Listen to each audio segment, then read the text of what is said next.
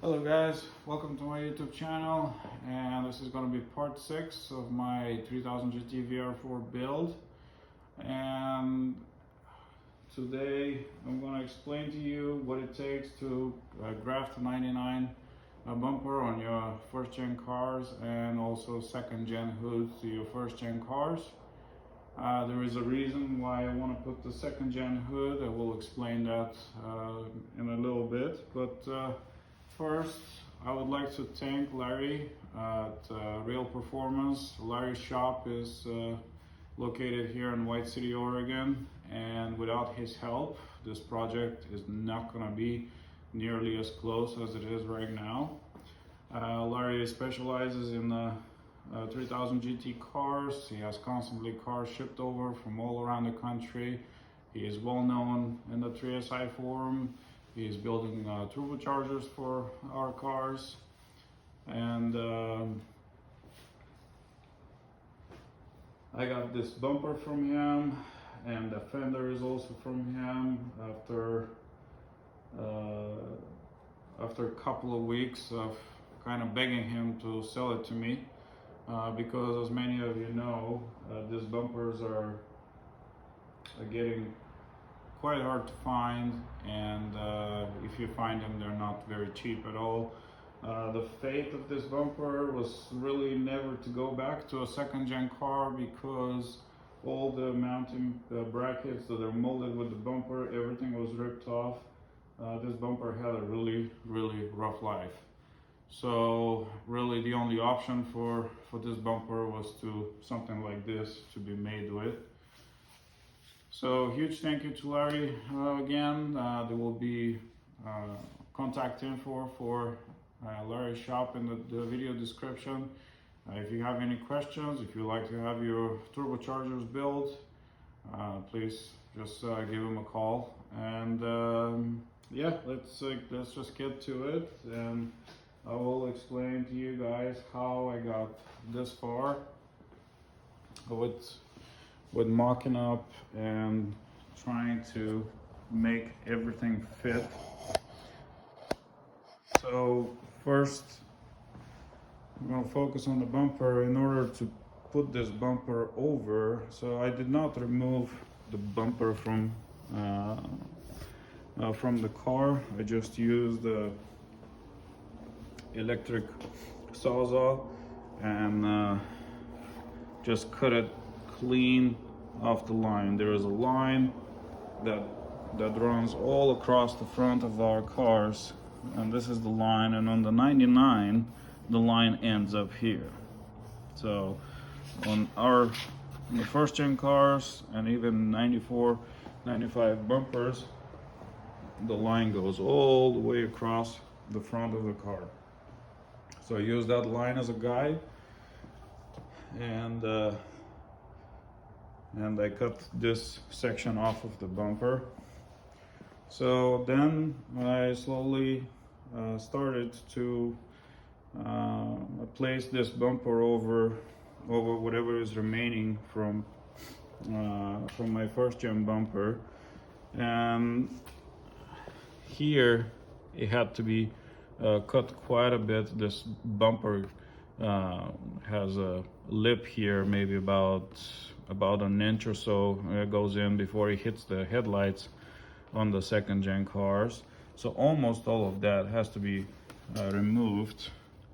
And as you can see, I cut it a little bit short here, but I have to add some material here as I'm fusing the two pieces together.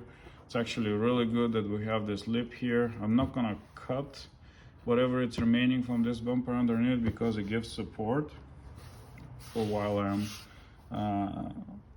plastic welding everything together. Now, for some reason, whoever had this bumper before decided to cut off the Mitsubishi emblem. I don't know what was the reason behind that, but it was a huge ball of marine tack behind the bumper. It was glued, and this was all bondoed. As you can see how much bondo I have cleaned already off of this poor thing. In a way, that's nice because eventually I got to the point to where I could just push this all the way up to where the emblem matches here in the middle. And what I'm actually gonna have to do, of course, this is strictly because they cut off the Mitsubishi emblem, but I have to cut somewhere here, like so, and just make the connection here with the existing first generation bumper in order to bring the Mitsubishi emblem back. And on a side here, this was trimmed down to the turn signals, and here I filed the old bumper quite a bit in order to make this flush. And as you can see, my bumper had already the car had some kind of accident here. This is why this fender got replaced, and they used some kind of glue of a kind to kind of build this and just bondo over it. Very poor, very poor repair. And also this bumper, I mean,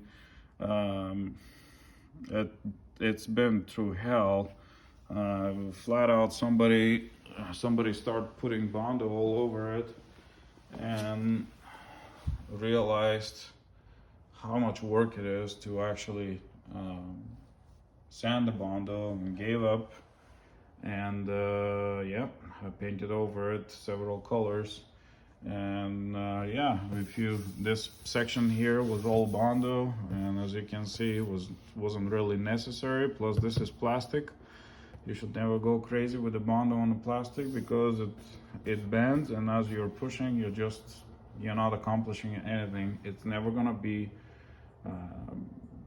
super straight as a metal part would be, because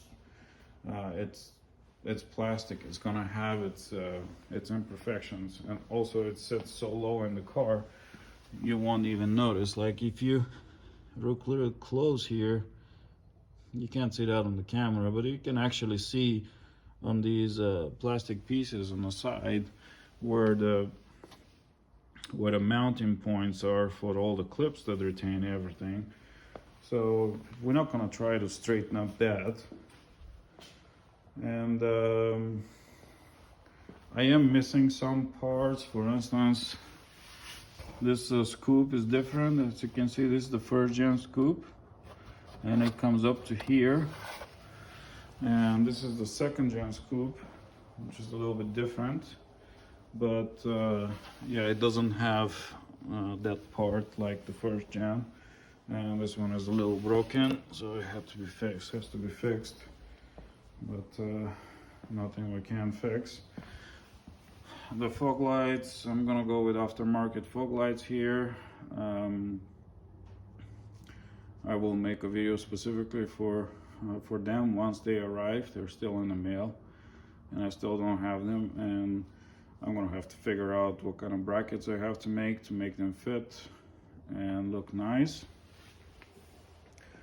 So as you can see, the bumper matches pretty good with the pop-up headlights.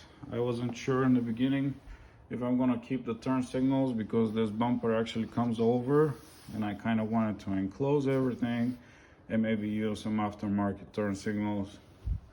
But after sitting here and staring at the car for a couple of weeks and trying to make a decision how to make this look like it belongs, I decided that these have to stay, and they will just match. So we have this curve here that is going to be transferred here, and this will leave me enough room. We'll cut this far. The other side is cut a little bit further, but I will cut this a little bit further so I have enough room to take the turn signal out in case I need to, because the turn signal unbolts from here and then pulls out a bit and then comes out forward. There's a little clip that slides into the bumper. And here is gonna be an opening. It's gonna look like a scoop, and all this is so I'm either gonna enclose this or leave it open and put a net like most tuner cars have. I have not quite decided yet which way I'm gonna go. Once I fuse everything together, I'll see how everything will look and I'll make a decision. So yeah, this bumper is quite a bit different. A few things special about it. There is a bracket here that fits behind that kind of supports this and also supports the bottom part of the bumper. That has to be recovered. I kind of temporarily got some from Larry to install this, but I will have to either figure out where I can buy those or just make my own.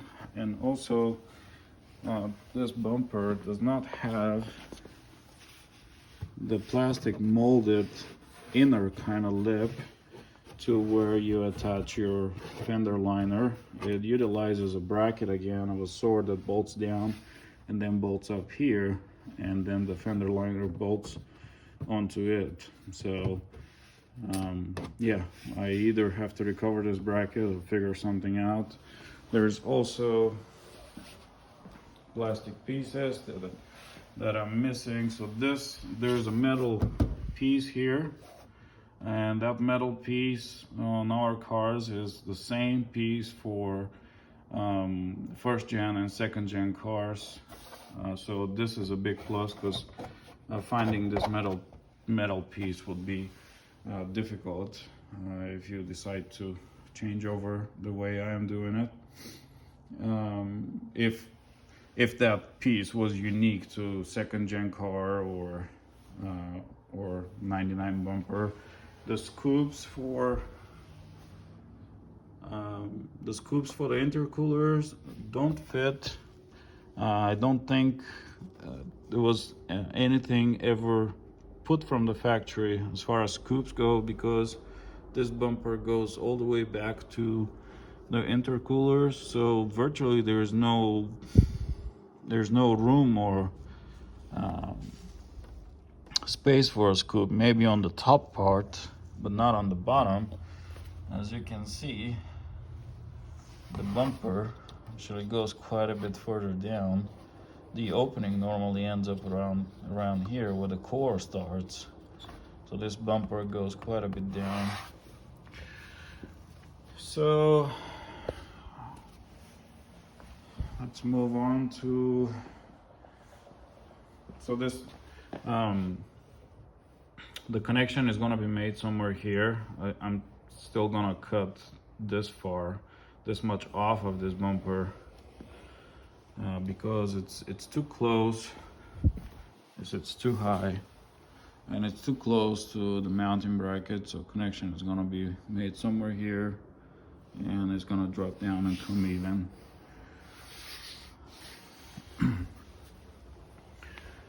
So let's move on to the hood. So my hood was pretty beat up, and after looking at several different pictures online, I actually also went on 3SX website and looked at the 3SX bumper that it's sold, 99 design for our first gen cars, and I looked at their pictures and looked, and it seemed off for whatever reason to me. And once I started doing this, I realized why. So if you look at second generation car, you will find that this here edge comes all the way down to about here, and it's kind of essentially the scoop continues continues to with the hood in a way, because first gen car, this bend is somewhere here, so it's a bit more narrow. So I decided to kind of bite the bullet and destroy two hoods, and not knowing whether things are gonna fit or not. I mean, the easiest thing was to cut this second gen hood, just clearance it for the headlights and put it on. But the hard thing was to take these pieces off of the first gen hood, because we cannot replicate the seam here. The seam is done in a machine, and if you have to replicate that, it's you could probably never get it right. I'll spend a ton of time. So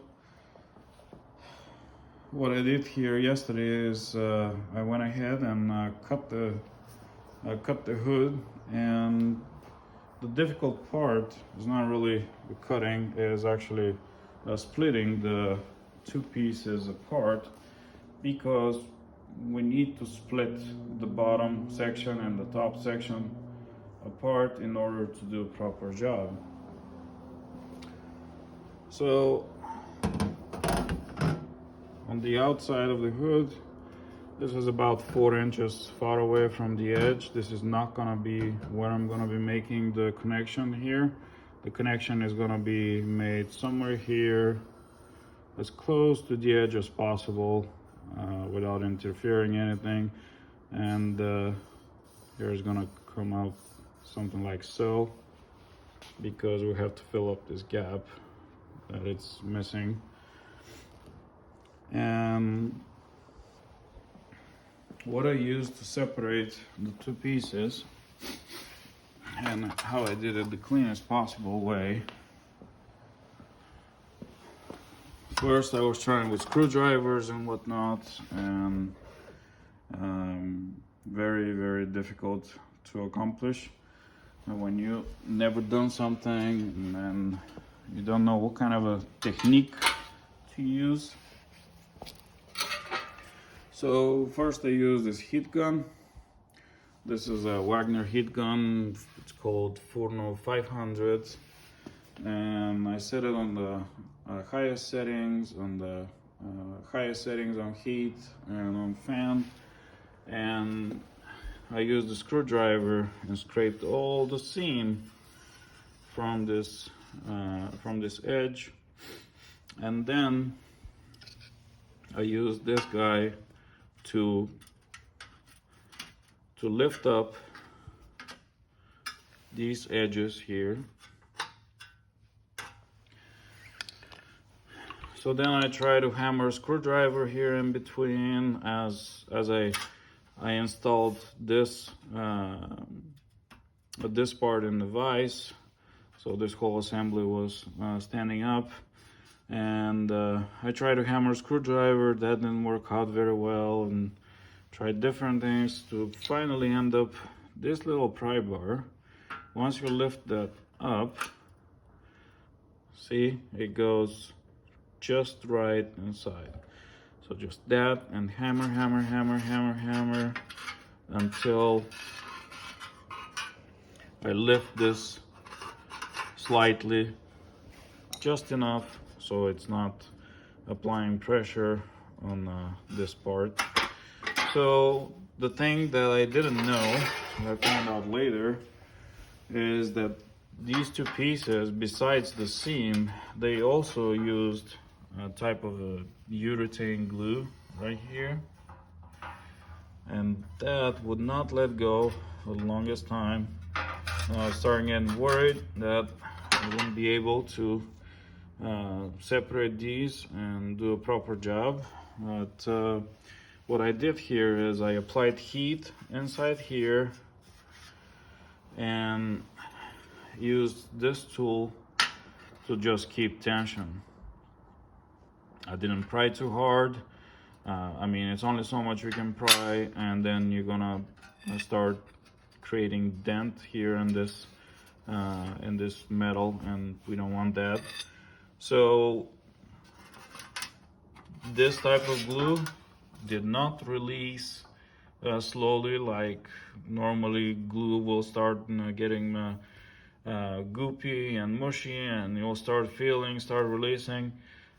This released at once. It was nothing, and all of a sudden just gave out. First I released this corner, then I went to that corner, and then at that point the two pieces separate.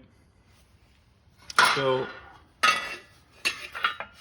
I'm not gonna focus so much on how I'm going to install these two pieces right this minute in this video, but it's gonna be on the next video once I continue and figure out any challenges along the way. But this piece is gonna be riveted here for the remaining piece of the hood that I'm going to cut. So I'm gonna use one tape width here to cut the second gen hood somewhere here, and I'm gonna use rivets and evenly spaced rivets and seam sealer to put this back in place. This piece is not going to be welded for the bottom piece of the hood, and there is a reason for that. Once this will be installed, once I'm happy with where this goes, this is going to be welded, and then I'm going to remove this piece and paint here inside, paint on the outside, so I know that the inside is not going to rust. And since I cannot paint the inside of this once this is installed, this is eventually just going to rust, and I don't want that. So therefore I'm going to make this attach with the piece in the hood with rivets and seam sealer. That way I know that this hood is it's gonna last a very long time. So yeah, I think that about wraps it up for the hood and the bumper. Tell me guys, what do you think? I absolutely love it. I think it fits great. Once this line is non-existent and everything merges together, it's gonna look way different than it is now. Another thing that I want to mention on this video is the design I did on the roof that I feel like did not get as much attention as it deserved.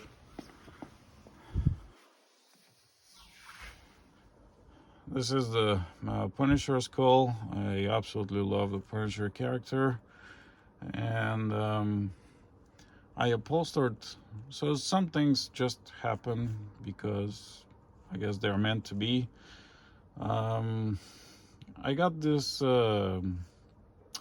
suede fabric from Joann's Fabric, and it didn't have backing foam, and I decided to glue it anyway. I also, here I have to mention, I used Joann's Fabric high heat headliner glue. This is very good stuff. I've been using that stuff for years and it works flawlessly, and which is most important, it does not let go on the heat. So you know, if you glue something with it, it's just gonna stay there. So once I glued this, the glue bled through in several places, but of course you can't tell that because I put this masterpiece on top of it, and I wouldn't have do that had the glue not bled. But once the glue bled, instead of ripping everything off, I'm like, well, I like Punisher, so I'm just gonna make this a skull and make a background, and everything is gonna blend in as if it was meant to be that way. So here's the t-shirt that I used I took the basic shape of this design and just give it my own twist. So yeah, looks pretty cool. So with that, I think I'm gonna end this video right here. Oh, let me show you some of the tools necessary in order to do this job. After all, I'm doing this video for do-it-yourself guys or even professionals who want to attempt to do this. But our bumpers are made out of black plastic. And oh, something else to mention is that 99 bumper, along with these 99 sail panels, is quite a bit thinner than the bumpers from the first gen cars.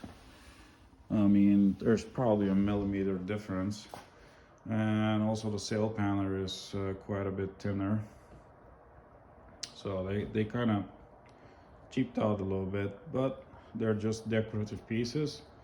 They're not meant to haul a trailer, so I guess it's good enough. So these